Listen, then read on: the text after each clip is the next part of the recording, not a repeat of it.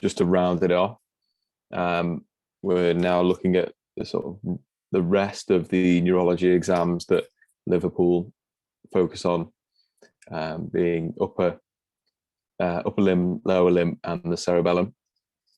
We're going to look at how each exam's done, and we're going to look at some pathologies and aberrant signs that you might look for, or at least say to the examiner that you're looking for, just to show that you know what's going on, and we'll talk through what might cause them as well. But we'll keep it pretty straightforward and serve as a reminder of the structure of each exam. I think that's the main focus for today. Okay, so some general tips on OSCEs. Be friendly and engage and be confident, because the more you do this, you're supposed to lead the room in that sense. You've got to walk in and make everyone feel comfortable, and the best way to do that is just to, one, have practiced a lot and know that you can just kind of go through the motions and be happy in what you're going to do. That's really helpful. But also, you're going to have to, even if you're not confident or you're nervous in that moment, just try your best to pretend you're not, and everything's going to be fine when you get out the other side of it. Safety and procedure is paramount, meaning that you can do everything right, but if you don't check the name and date of birth of the patient, you don't get consent, you're not going to pass the exam. So just get that sort of mindset of being safe and doing things properly in the initial introduction and saying thank you and washing your hands correctly. That needs to be the right first, and then you can get the rest right. More of an important point for histories, but make sure you're actively listening for clues. Make sure that you're picking up on cues as well from how the patient is acting, because they are actors. They're not just it's not just like when you're practicing with a mate and they're just sort of reading from a script or whatever. These are, maybe they're acting a certain way and they want you to pick up on that, or, oh, that's an interesting thing to mention. Can you tell me a bit more about that? That sort of thing is what's going to get you the marks, okay, in history taking. And I've put here, compartmentalize if you make a mistake. So don't get caught up on something if you regretted it. Just move on. The rest of the stations are going to be completely different. Forget that it ever happened. Just mentally move on and prep yourself for the next one. Okay, so this section is just going to be general to all the exams that we're talking about today. So as always, introduce yourself, wash your hands, get the patient's name and date of birth. And with this exam, upper and lower limb neurology exams, it might be that the patient's in hospital, so they might have a wristband. So please check the wristband if that's possible. You're going to explain the exam. So I'm going to be checking the nerves of your arm or your leg. It's going to involve me taking a look at your arm. I'm going to test how well it holds, the strength of your arm, your reflexes, and the sensation as well.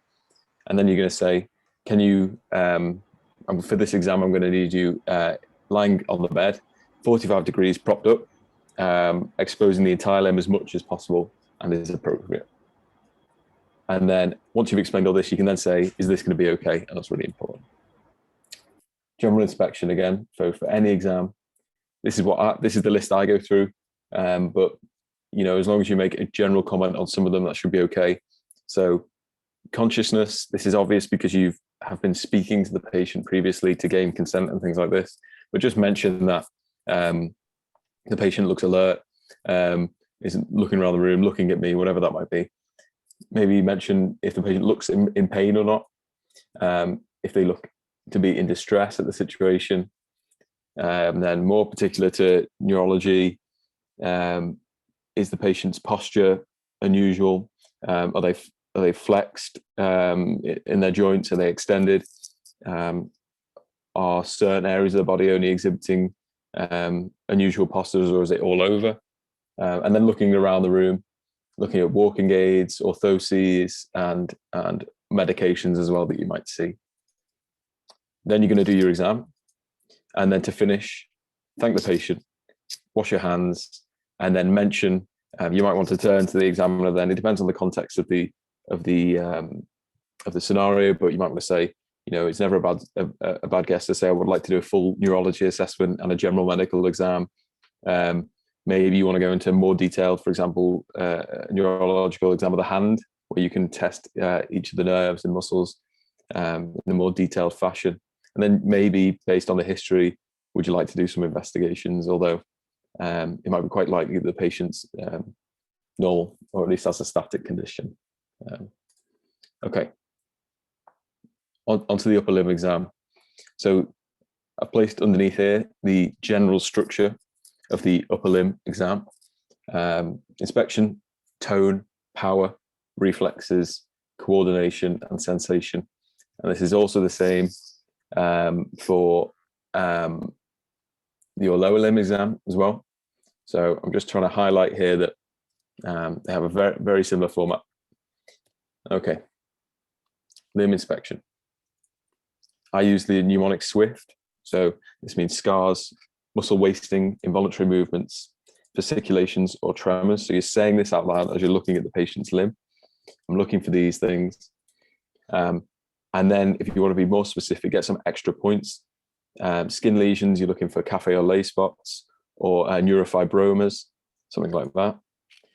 Then you might be looking at the symmetry or the posture of the limb. So you're looking at it in comparison to the other, and making sure that they're symmetrical, and the carrying angle of the elbow, for example, is normal, and it's not sort of hyperextended or flexed. And then going to move on to tone. Okay, so first thing you're going to do is pronator drift. So this is asking the patient to hold out their arms in a supinated way, like this. And once they're ready and in position, you might then say, okay, if you close your eyes and you're just observing to see if the hands start to pronate like this, and they also might start to depress and go down. So the arms are moving down and pronating, and that's an aberrant sign. And that's a subtle sign of an upper motor neuron lesion. Okay, and then onto the rest of tone. So go into a position that you would almost shake their hand. It's quite tough to demonstrate here, but with my own hand, but essentially like this. You're going to shake their hand, support them at the elbow, like so. And you say to them, can you please let your arm go completely loose, because you want to have full control of the limb. And you're going to do supination, pronation of the wrist. And not only are you feeling for the tone of the muscles, so how sort of rigid they are, you're also doing this at different speeds. So you're just feeling it initially, and then you might speed up and try and elicit what might be called a supinator catch. You're then going to extend and flex the wrist, and then extend and flex the elbow as well. So the whole time supporting the joint. Okay, if you think there's something there, you might want to ask them to tap their arm or their knee or something with the other hand, and this is going to accentuate any hypertonia that's there. Okay, so now you're going to move on to power. So you've done a limb inspection, you've assessed tone, and now power. Maybe ask about handedness, because it might influence the strength in each arm. You're going to isolate the joint whenever you do this, and you want to give the mechanical advantage to the patient. And also you want to assess like for like. So if you're assessing the strength of little finger abduction, for example, you don't want to test that with your whole arm. Really, you should test that with your little finger as well. Just so you're not getting misguided on the strength of the muscles. Okay, so the movements that you want to do are essentially shoulder abduction and shoulder adduction. So you might say, I'm going to be testing your power. Can I just ask you to hold your arms out like this? You're then going to isolate the shoulder joint. So just place one hand on the shoulder joint, make sure they're not moving their whole body. You're then going to place the other arm on their elbow or upper arm here. So you're like this, and ask them just to push against you. So you're asking them to push up, That's shoulder abduction. Once you've assessed one side, you then want to move to the other side. So push up against me. Okay, switch hands, push up against me, and you're comparing like for like there. Then do shoulder adduction. So placing your arm underneath. Can you push against my hands? Can you pull them in towards yourself like this? Test one and then test the other. Elbow extension. So can you bring your fists up like this? Almost as if you're defending yourself. If you're like boxing or something. Can you push against me? So you're going to isolate the elbow again. Make sure they're not pushing with their whole shoulder or their body. Just the elbow is going to be moving like this. Can you push against me? Okay, other side, push against me. Now can you pull against me? And you're going to put your hand on this side and ask them to pull against you like so. And then wrist extension. So on this, we're going to isolate the wrist like this and ask them to do this movement into our wrist like this. And then wrist flexion, a similar thing. We're going to isolate the wrist, ask them to do this movement against our wrist. And then finger extension. So you see how we're working down from smaller muscles, from bigger muscles down to smaller. Now we're going to isolate the hand. And we're going to ask them to flex the fingers against our fingers. And then extend the fingers against our fingers, and then flex the fingers against our fingers. And then doing each side, of course, and then finger abduction, which is separating the fingers like this. So just have your fingers over the edges of them, ask them to separate, like so. And then, of course, thumb abduction as well. So just with your thumb, testing their ability to pull the thumb upwards like that and point it upwards to the sky with their hands supinated. Okay, so that was a lot to get through there. But the principles are you're testing like for like, you're comparing each side, and we'll come on to which nerve roots and nerves are responsible for all of these movements later on. But for now, we're just going through the structure of it. That's what we need to do. Okay, reflexes. So for this, you'll need a tendon hammer pictured here. I'm sure you all know what it looks like. You're going to do the biceps reflex. So this is looking at nerve roots C5 and C6. So 5, 6 pick up sticks is generally the way that I've remembered it in the past. So it rhymes, and you pick up sticks with your biceps apparently. And you can just see here, the way I do this is essentially just to cradle the arm, or you can hold it like that picture. You want to place your finger over the top of the biceps tendon, and then with your other hand, take the tendon hammer, hold it right at the bottom, so you've got the full swing of the tendon hammer, and sort of hit your finger, and you should be observing a reflexive action in the bicep. Triceps, C7 and 8. It's very handy. It rhymes with close the gate. So that's how you remember that one. But it's pretty easy. It's C5, C6, 7, 8 for biceps and triceps. And you can do this by supporting the tricep, as you can see in this picture here, with the tricep facing up, exposing the tricep tendon just above the elbow, or proximal to the elbow, and hitting the tendon here. You should see a movement up in the tricep. And then the supinator. It's quite hard to explain just by a picture, but you're looking for the supinator tendon of the forearm here, and you can do this by, if you take your own arm and wiggle your thumb around, you should be able to feel it moving. And once you feel it moving appropriately, you know you're in a good spot. And then take your other hand, cover the tendon with the hammer, hit your own fingers, and you should observe a movement just in the forearm there. So yeah, the principles here are: make sure you're not hitting the patient directly, because it can be quite painful. Make sure you're hitting your own finger. If you're struggling to do this, first of all, you need to practice a lot and make sure that you know how to get the patient in the correct position to elicit the reflexes.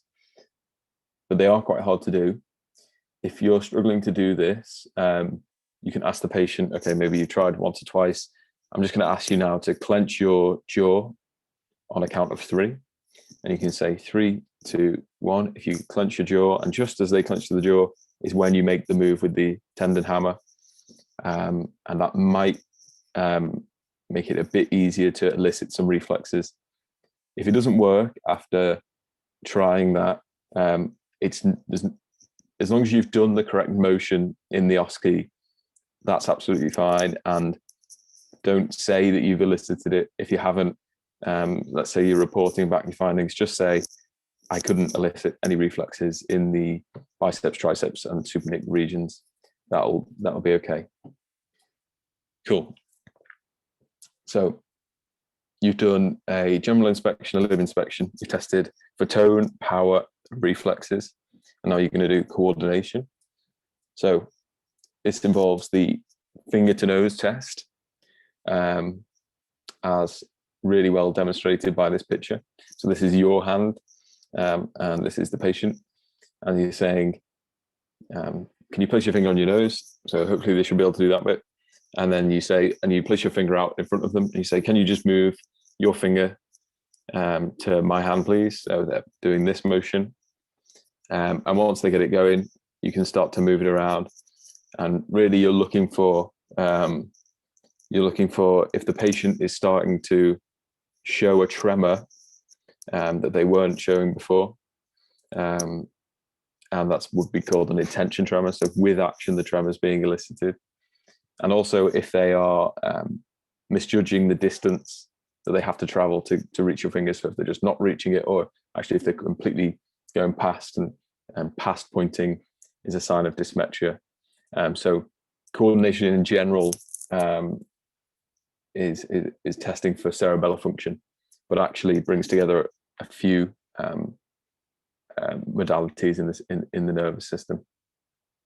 So another thing you can do is piano playing. So this is just the idea of having the patient put their fingers out and wiggle both of them. And this might be quite hard to do if you have extrapyramidal rigidity, so like Parkinson's disease. And the other test in the upper limb for coordination is dysdiadochokinesis, which is the, I don't know if I put it there, no. So it's the hand slapping test. So essentially you're just going to ask the patient to hold out one hand at a time like this, place one hand on top, lift it up, spin around and place it back down, lift it up, spin around, place it back down. And you're going to repeat this, doing a full motion and increasing with speed as well. So if they could do it as quick as they could, and then you're going to ask them to swap over. And it's important for all of these that you test both sides. And they're all if the patient has a cerebellar lesion, they might find each of these quite tough to do. The piano playing might be a bit more specific to Parkinson's. Okay. So you've done tone, power, reflexes, coordination, and now on to sensation. So sensation is made up of multiple modalities. So we can feel the world around us with touch, with pain, with temperature, and proprioception and vibration. Really, if you wanted to get a full comprehensive test, you would test all of these. However, I think in an OSCE situation, it's unlikely that you would test them all. It may well be that they say they could ask you to only do a sensation exam, only do the sensation portion of a neurological upper limb exam, for example, in which case you might test them all. So you just have to figure that out in the exam as you go. I'd say that vibration and temperature are probably tested less often, and temperature definitely tested less often. So we'll take a look at it anyway. So maybe only one on a day, who knows? But ideally, you would have more than one. Okay, so pain sensation is done with a neurotip, and that's the idea that this is sharp, and although it's not going to hurt the patient, they might feel a sensation of pain. And temperature, which is done with a tuning fork, and you're saying, can you feel this? And can you feel that it's cold specifically? So they're not feeling the pressure of the tuning fork, they're feeling the temperature. And these two here are sensations that are carried in the ascending tracts of the spinothalamic tract. Then the next one is light touch, and you do this with cotton wool. So this is a tract, this is carried in the dorsal column. This you may want to do on the day. So this is just going to involve getting some cotton wool, spinning it up so that it's slightly pointy, and you can just touch it on the patient very lightly. And vibration is done with a 128 hertz tuning fork, and you just want to twang the tuning fork, place it distally on their limb, and you're essentially asking, can you feel the tuning fork vibrating, and can you feel it stop? Proprioception is also a sensory modality you test. We'll come on to all this anyway, but the modalities that are in orange are carried by the dorsal column, and the modalities in green are carried by the spinothalamic, and that's significant. Okay, so whenever you're testing sensation, again, the principles are the same. You want to test both sides. You want to compare each side to the other. And you might want to give an example, often at the sternal angle or on the forehead. So you might say, whichever modality you're using, let's say you're using a neurotip, can you feel this? Or this is what it should feel like. You place it on the sternal angle. And then you say, okay, if you can now close your eyes so they can't cheat. And then you're going to go around the limb and say yes when you can feel the touch, please. And then when you repeat on the other side, say yes when you can feel it, and if it feels the same. And does it feel the same on both sides? Exactly. Okay. So light touch, as I said, is done with cotton wool. This is the neurotip for pain sensation.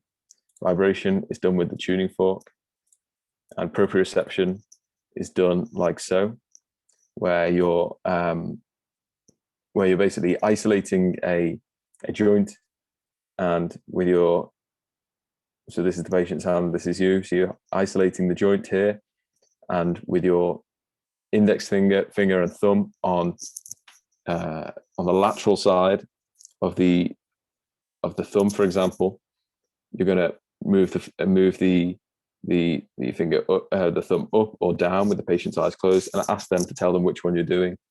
And it's important not to have your fingers on top and bottom of the thumb like this, because they can tell from the pressure which one you're doing if they actually don't have proprioception. Significantly, if I just head back to here,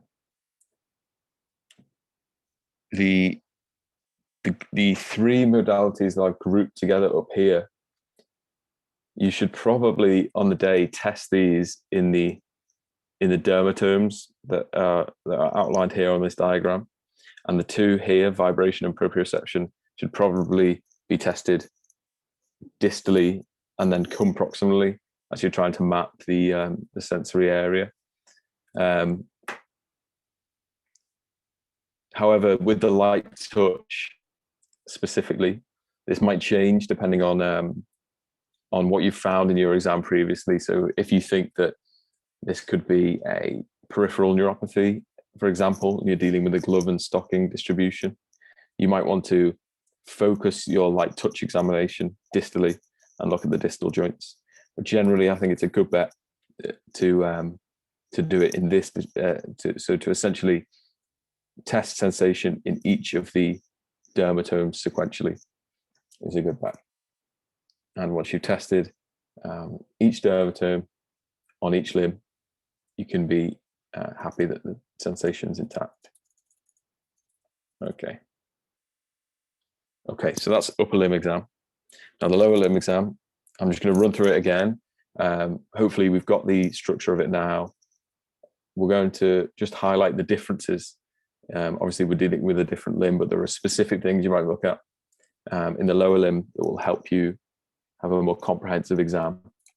So inspection wise, general inspection is the same, limb inspection is the same, and with SWIFT, so scars, wasting, involuntary movements, fasciculations and tremors. Specifically here in the lower limb, you might want to mention you're looking for soft tissue damage.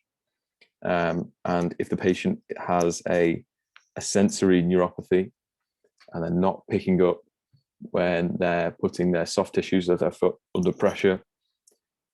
This might be a Charcot joint, is what that might be termed. That's what you might be looking for in the lower limb. And specifically with posturing, when the patient's lying down on the bed, and this is their legs, is 1 foot lower than the other. And is that an example of a foot drop? Okay, tone. So again, let your leg be completely loose. You're asking the patient to do. They're lying on the bed, and you're going to take your hand and place it just above the knee and rock the leg from side to side. And the aim here is to look at the foot as you're doing this and notice that the foot is just trailing behind the leg. And if it's just trailing, that's appropriate.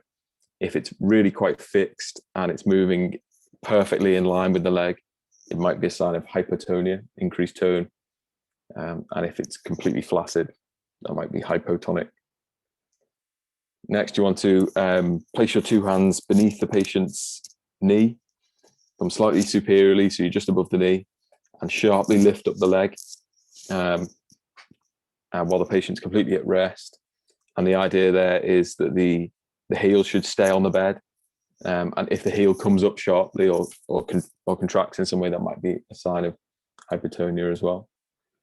The additional section that you do in the lower limb exam is clonus. So you're testing for clonus. The idea here being you're going to support the back of the ankle, so sort of hand on their Achilles. You're going to take your other hand and relax the ankle and sort of rotate it around, and then very abruptly and sharply, you're going to dorsiflex the foot or the ankle, and a positive clonus that represents an upper motor neuron lesion. You'll feel sort of a resistance in the form of plantar flexion, so the patient's like pushing against your hand, essentially.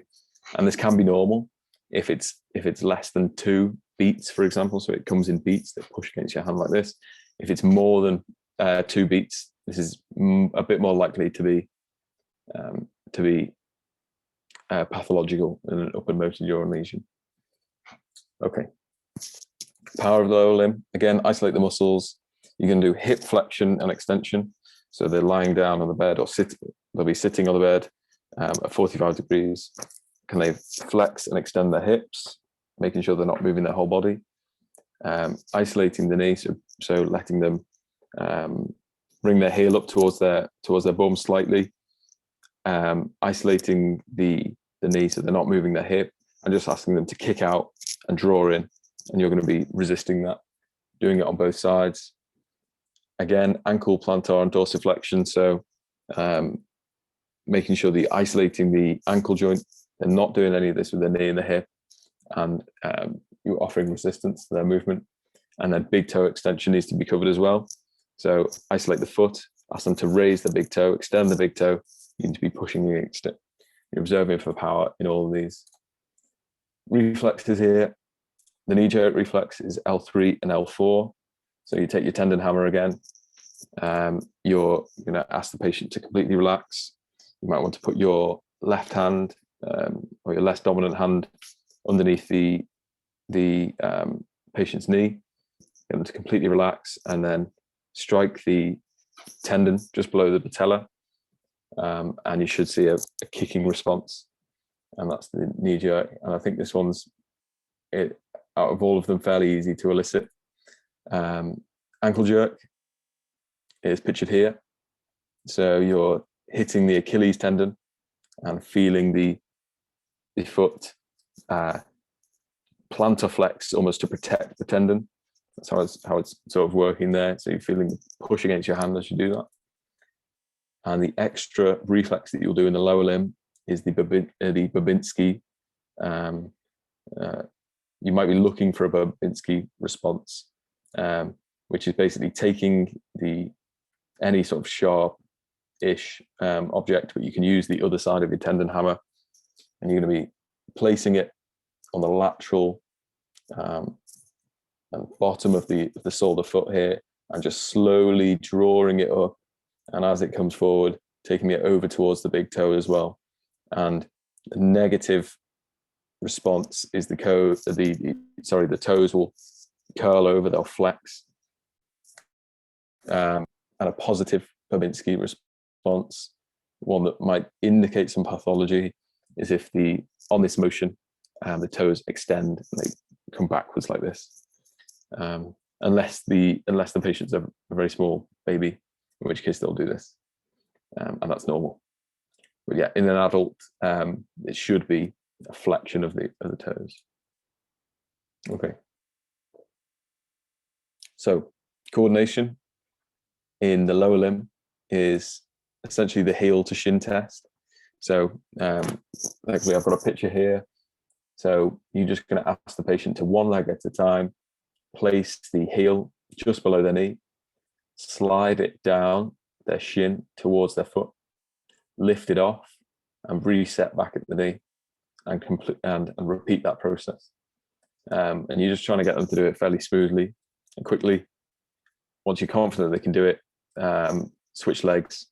And you're just seeing that if they're finding it hard to keep their heel on the sort of midline of their shin, and it's quite stop-starty, you might question whether there's a cerebellar lesion going on there. So as always with coordination, it's pointing towards the cerebellar sign, especially in OSCEs and at sort of our level. Okay. Sensation. Principles are the same as the upper limb, and you're going to do essentially the same, test the same modalities in the same fashion, but using the lower limb dermatomes here. So really, you only need to really go as far as F1. Beyond that is really a different sort of exam. But using the dermatomes on the anterior of the leg and testing all the way down here. And then once you've completed your sensory assessment of the nerve roots, you can go on to do vibration and proprioception in a very similar way to be explained with the upper limb before. Special tests in lower limb, you can do Romberg's test. So this is really just a test for proprioception. So asking the patient to stand up, and you're going to observe their balance, make sure that they can stand up, they're not falling over. Then you ask them to close their eyes, and if the balance deteriorates, that's indicating that their body cannot stay balanced without visual input, and it's very likely this is proprioceptive loss. Just make sure that if you're going to do this, that you're ready to catch the patient, and you say this to them as well. You say, "I'm going to close your eyes. If you're going to fall over, I'll be there to catch you." And really, if they're going to fall over, they should just open their eyes anyway. But you should be there to catch them. Other things you can do a straight leg raise. So they're lying on the bed, fully supine. Keep the knee straight. Raise the entire leg passively. So you're going to do it. And does this recreate back pain that radiates down the posterior of the leg that they've already been experiencing? And femoral nerve stretch test is essentially a similar thing, asking the patient to lie prone, so they're on the front, and with a straight leg, you're going to extend at the hip, and they might experience sort of back pain that radiates on the anterior of the leg, and that's the femoral nerve stretch test. You can look at gait, ask them to just walk normally. Observe the gait for any gait that's pathological, particularly to neurology. You might be looking for a wide-based stance that might indicate an ataxic gait. That might be a cerebellar disease. Perhaps they're really lifting up their one of their legs to clear their foot because they've got a foot drop, and actually they can't dorsiflex their ankle on one side. They're really lifting up their knee quite high to clear the foot. Just comment on anything that looks particularly unusual. And then heel toe. So asking them to walk like this, essentially in a straight line. And if they're losing balance, that might be ataxia. Okay. Onto the cerebellar exam now. So it's a mysterious organ. I think it's quite tough to know its relationship with the rest of the brain. It's not really quite figured out yet. But we know that in cerebellar disease, there are quite specific signs that come up. And this is best memorized, in my opinion, by the mnemonic Danish. So Danish means dysdiadochokinesis, ataxia, nystagmus, intention tremor, slurred speech, and hypotonia. Okay, so moving on to the exam.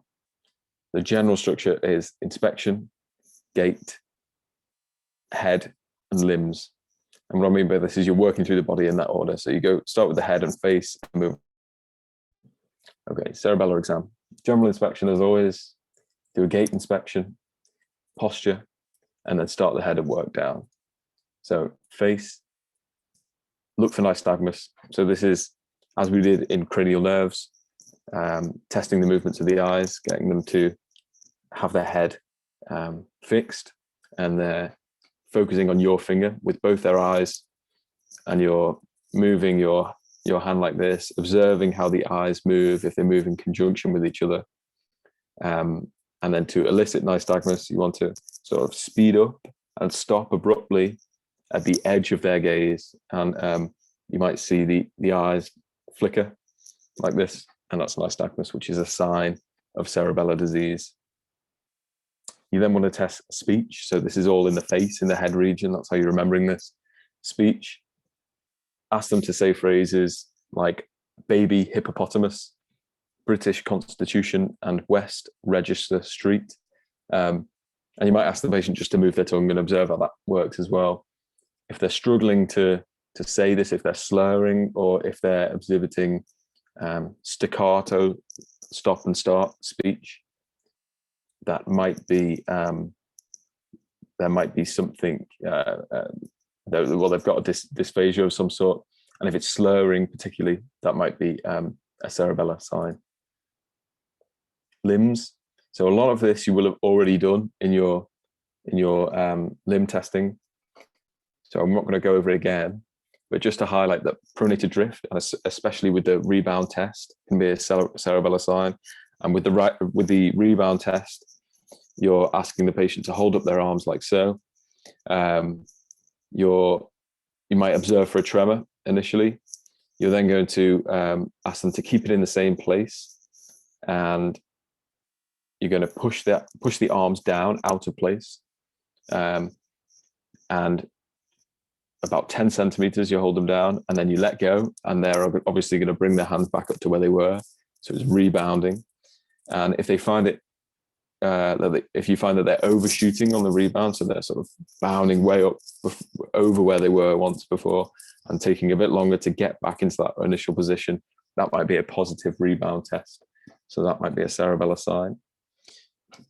In your testing for tone, you will notice that the patient might be hypotonic in cerebellar disease. Coordination, as you might know, would be off. So that's again just a reminder, is the finger nose test, the dysdiadochokinesis, and the heel to shin, where they're sliding their heel down their shin. Okay, that's the end of the examination section. So just to cover some neurology, it's not exhaustive, because as you can imagine, this is really covering a lot of clinical neurology. So it's important that you're integrating these exams and histories with your own learning clinically. But yeah, okay. So differentials for pathology in the central nervous system. So just have a good list of these in your head. If you get asked to describe a list of differentials for what's causing a central lesion, maybe they have weakness on one side, for example, and it's looking like spastic, maybe it's looking like an upper motor neuron lesion. How are you going to come up with a list of differentials? There's a very basic list that you can have in your head. Stroke, tumor, multiple sclerosis is pretty much going to win every time. Cerebellar. So cerebellar specific lesions. So the 3 above apply in stroke, tumor, and multiple sclerosis, but specific to the cerebellum, alcohol is pretty harmful to the cerebellum. Thiamine deficiency and Friedreich's ataxia if the patient's quite young and exhibiting cerebellar signs. Spinal specific pathologies, so cauda syndrome, is it disc rupture, is it stenosis or a tumor, is it trauma to the cord, or maybe it's syringomyelia. Okay, upper motor neuron lesions versus lower motor neuron lesions. This is an important principle to understand, and I think in one of my, it was actually a LOCAS, like a mock LOCAS we did. We were asked to examine a patient and then simply say, is it an upper or motor neuron lesion likely, and give us a list of differentials for what could cause that. So this is a really important principle to understand. So motor neurons can either be upper or lower, i.e. essentially, are they proximal to the anterior horn or distal to the anterior horn, near enough, are they central or peripheral, but not quite. Okay, so in upper motor neuron lesion, tone is increased, so it's they're hypertonic. Reflexes are increased, so they're very brisk reflexes, strong and fast. You might see cortical sensory loss as well, because if it's an upper motor neuron lesion, there's very likely to be associated sensory loss. And in a lower motor neuron lesion, everything's down, so hypotonia, decreased tone, hypo or areflexia, so reduced or absent reflexes. And the patient might also exhibit in the area of the lesion fasciculations and muscle wasting as well. So I've just placed in here a good table that you can look through on your own time. It nicely outlines the difference between lower and upper motor neuron lesions, and includes extrapyramidal lesions and cerebellar lesions as well. So have a look through this as you like. Brachial plexus palsies can come up. So maybe know the anatomy of the brachial plexus roughly. Fairly important. So the herb, so 2 common cases come out of brachial plexus palsies, and it's often comparing the Erb's palsy with Klumpke's palsy. So Erb's palsy, or the waiter's tip, is a lesion of the upper brachial plexus, so C5 to 7, and this is going to essentially, these 2 palsies occur commonly at birth, but can occur later in life. Often the earlier they occur, the more severe the deficit might be if they're not sort of if they don't resolve. So Erb Duchenne palsy or Erb's palsy is the waiter's tip. So the shoulder is adducted, so tucked into the body. The arm is internally rotated like this. The elbow is extended, or a straight arm, and the forearm is pronated. And Klumpke's palsy is associated with a sensory loss in the medial hand and forearm, and a clawing of the hand. And because of where it is in the associated with the sympathetic pathway, Horner syndrome might coexist with the Klumpke's palsy. So this is an Erb's palsy in a baby, and you can see it's called waiter's tip because the idea is that this is sort of the patient looks as if they're like palming off for a tip secretly, and this is the claw hand of Klumpke's palsy. Okay, signs when looking at tone. So a clasp knife response is a sign of an upper motor neuron lesion, and this is when you're assessing tone and you're understanding and you're doing, for example, elbow flexion and extension, and you're moving like this. There's an initial rigidity, and then you push and work through it, and eventually it closes, much like a knife, like a clasp knife, where there's an initial resistance and you can close the knife, and it's essentially like a pocket knife. So it's this initial resistance, initial hypotonia, which then gives out and allows you to push the arm forward. Spasticity is a velocity-dependent hypotonia, and it's generally associated with upper motor neuron lesions of pyramidal tracts. So the more like voluntary tracts, corticospinal and corticobulbar tracts. On the other hand, lead pipe rigidity is fixed rigidity across a few muscles around a joint. So it's really hard to move in any direction. It's not necessarily getting worse or better with speed. It's just a really stiff joint, and that's more associated with the extrapyramidal tracts, i.e. all the other tracts that aren't these two. And typically, for our purposes, Parkinson's is highly associated with this side. And then again, on Parkinson's, the idea of cogwheeling or cogwheel rigidity is having a Parkinsonian tremor that is superimposed over rigidity.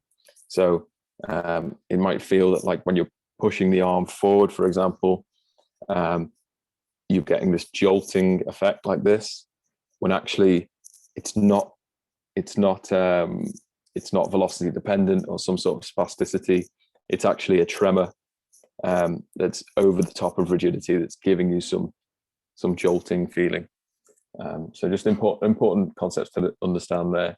And these are some of the signs and the specifically named signs that we're looking out for.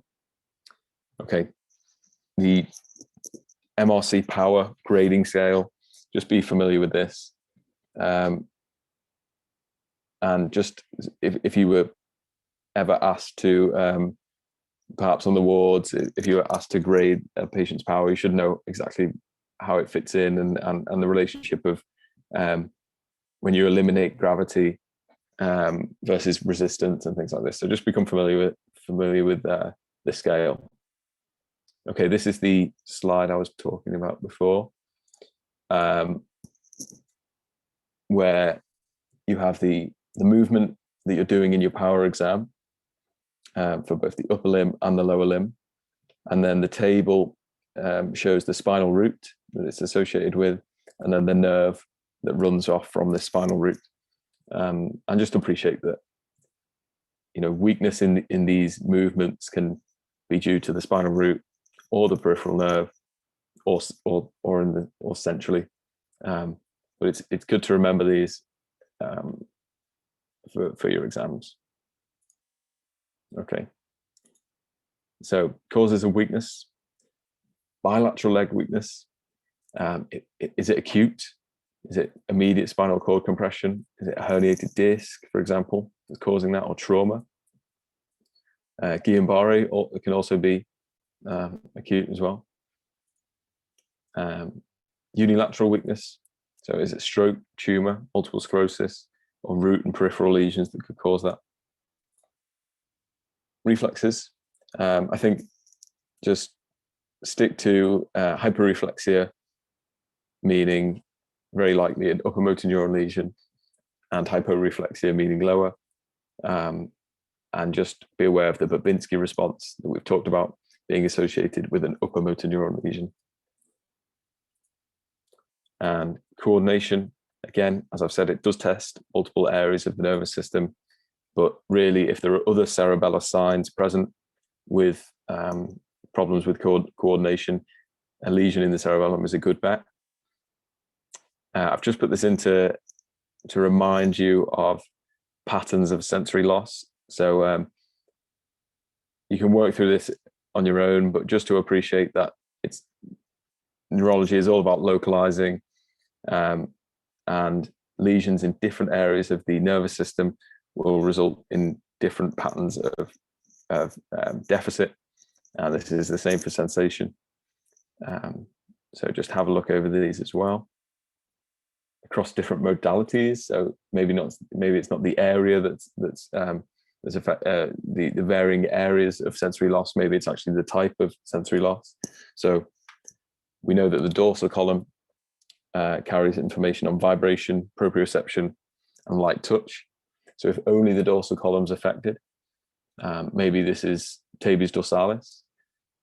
Maybe this is subacute combined degeneration due to severe B12 deficiency, or MS, of course, can affect anywhere in the CNS.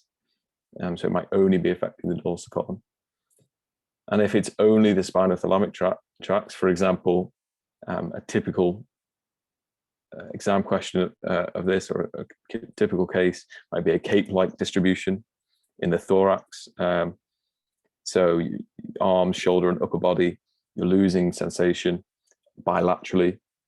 So affecting the spinothalamic tracts more than the dorsal column. This is quite likely to be a syringomyelia, perhaps associated with the Chiari malformation. And another good sort of list to know is causes of peripheral neuropathies. So sensory predominant peripheral neuropathies include diabetes and uremia in renal failure, motor predominant Guillain-Barré and lead poisoning, and then mixed is a bit more of an extended list: Charcot-Marie tooth disease, B12 and folate deficiencies, thiamine deficiencies, etc. So again, just a good list of differentials to know for your exams. That's all. There's a lot to get through, but yeah, thanks very much for coming. These two resources are really good for good overviews. Geeky Medics and OSCE Stop. I got some of the pictures from there as well. So yeah, just go over them in your own time. There's a lot to get through, but you'll be absolutely fine. Cool. Cheers, Harry. That was really good. Thanks guys for coming, and please could you fill out the feedback form I sent. Thank you if you already have, and I'll let you crack on. Have a good evening. Cheers guys.